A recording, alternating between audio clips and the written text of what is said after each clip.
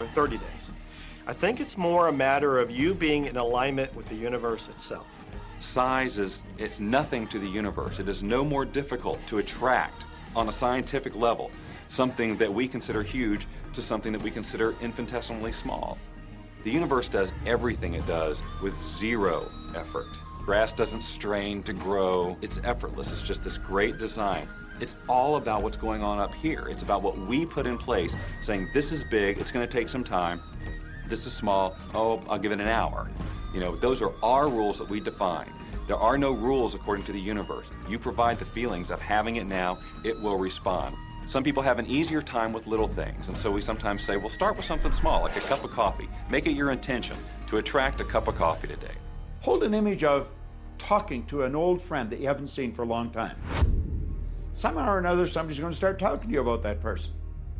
That person's going to phone you, or you'll get a letter from them. People are amazed how that I line up car parks, and I've done this right from when I first understood the secret. I would visualize a car space exactly where I wanted, and 95% of the time it would be there for me, and I just pull straight in. 5% of the time I have to wait just a minute or two, and the person would pull out and I'd pull in. So I do that all the time.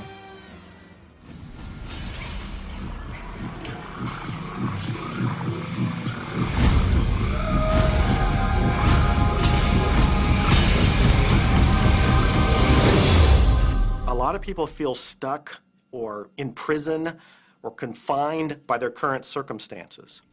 And I'm trying to point out that whatever your circumstances right now, that is only your current reality. And current reality will begin to change as a result of watching this and beginning to use the secret. But sometimes it feels like you're stuck because you continue to think the same thoughts over and over again. And so you tend to get the same results over and over again. And the reason is because most people offer the majority of their thought in response to what they are observing. You see, if you're just looking at what is, then you're just thinking about what is. And when you think about what is, law of attraction gives you more of it. And then if you just observe what is, then you're just thinking about what is. And law of attraction gives you more of what is. And then if you just observe, well, we've been over this, haven't we? You have to find a way that you are approaching what is through a different vantage point. Most people look at their current state of affairs and they say, this is who I am. That's not who you are. That's who you were. You see, if you look at your current state of affairs right now, let's say, for instance, that you don't have a lot of money in your bank account, or you don't have the relationship that you want, or your health and fitness isn't up to par. That's not who you are. That's the residual outcome of your past thoughts and actions. So we're constantly living in this residual, if you will, of the thoughts and the actions we've taken in the past. When you look at your current state of affairs and define yourself by that, then you doom yourself to have nothing more than the same in the future. All that we are is the result of what we have thought. Okay, what can you do right now to begin to turn your life around? I'll tell you 2 or 3 things. Start making a list of things to be grateful for. Start with that, because this shifts your energy. It starts to shift your thinking. Where before this exercise, you might be focusing on what you don't have, and you might be focusing on your complaints, and you might be focusing on whatever the problems are. When you do this exercise, you start to go in a different direction. You start to be grateful for all the things that you feel good about. Gratitude is absolutely the way to bring more into your life. Every man knows that when his wife's appreciating him for the little things he does, what does he want to do? He wants to do more. It's always about appreciation. It pulls things in. It attracts support. I've said for many years that whatever we think about and thank about, we bring about. Because that's that feeling that you have to have, you know, and so for me, it's been such a powerful exercise every morning to get up and say thank you. Every morning when my feet hit the floor, thank you. And then I start running through what I'm grateful for as I'm going to brush my teeth and do the things I do in the morning. And I'm not just thinking about them and doing some rote routine, but I'm putting it out there and I'm feeling the feelings of gratitude. Because as soon as you start to feel differently about what you already have, you will start to attract more of the good things, more of the things you can be grateful for. Because you can look around and say, well, look, I don't have the car I want, I don't have the house I want, I don't have the health I want, I don't have the spouse I want. Oh, back up, back up. Those are all the things you don't want. Focus on what you already have that you're grateful for. And it might be you have the eyes to watch this. It might be the clothes that you have. Yes, you might prefer something else, and you might get something else pretty soon if you start feeling grateful for what you have. I think everybody goes through times when they say, oh man, things aren't working right, or things are going bad, and there were some things going on in my family, and I found a rock. I was just sitting here holding this rock. You might see me carrying around. I found a rock. I stuck it in my pocket, and I said, you know what? Every time I touch this rock, I'm going to think of something that I'm grateful for.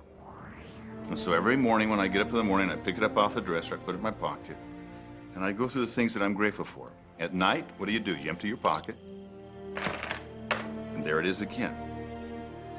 And I've had some different experiences with that. I've had some amazing experiences. I had a guy from South Africa, and he saw me drop it. He said, what is that? Well, what's that? I explained it to him, so he started calling it a gratitude rock. Gratitude rock. 2 weeks later, I got an email from him from South Africa. And he said, my son is dying from a rare disease. It's a type of hepatitis.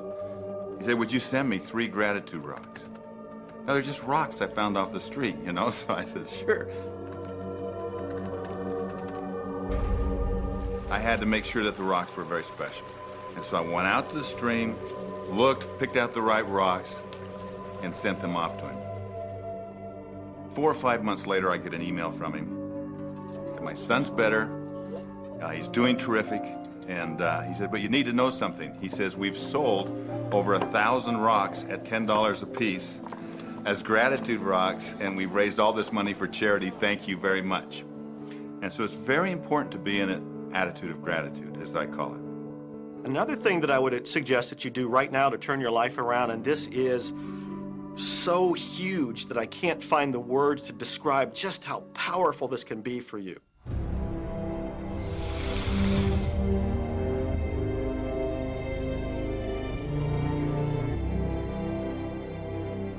I took the visualization process from the Apollo program and instituted it during the 1980s and 90s into the Olympic program. And it was called visual motor rehearsal. When you visualize, then you materialize. And the interesting thing about the mind is we took Olympic athletes and then hooked them up to sophisticated biofeedback equipment and had them run their event only in their mind. Incredibly, the same muscles fired in the same sequence when they were running the race in their mind as when they were running it on the track. How could this be? Because the mind can't distinguish whether you're really doing it or whether it's just a practice. I think if you've been there in the mind, you'll go there in the body. When you're visualizing, when you've got that picture playing out in your mind, always and only dwell upon the end result.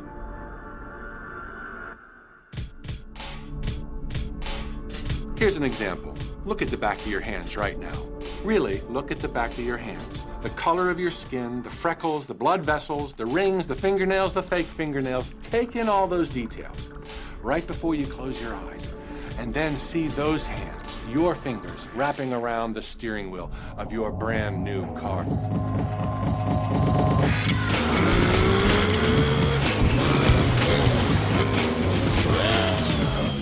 This is such a holographic experience, so real in this moment, that you don't even feel like you need the car because it feels like you already have it. It's the feeling that really creates the attraction, not just the picture or the thought. And I think for a lot of people, they think, well, if I think positive thoughts, or if I visualize having what I want, that'll be enough.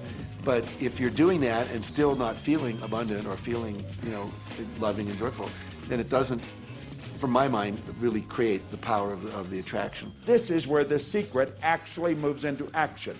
You put yourself in the feeling place of really being in that car, not, oh, I wish I could get that car, or someday I'll have that car, because that's a very definite feeling associated with that. It's not in the now, it's not, it's in the future. If you stay in that feeling, it will always be in the future. Feel the joy, feel the happiness, no matter how silly it seems in that dark and quiet room, and you're going, woohoo, do it. A lot of people will say, come on, do I have to do that? How bad do you want change?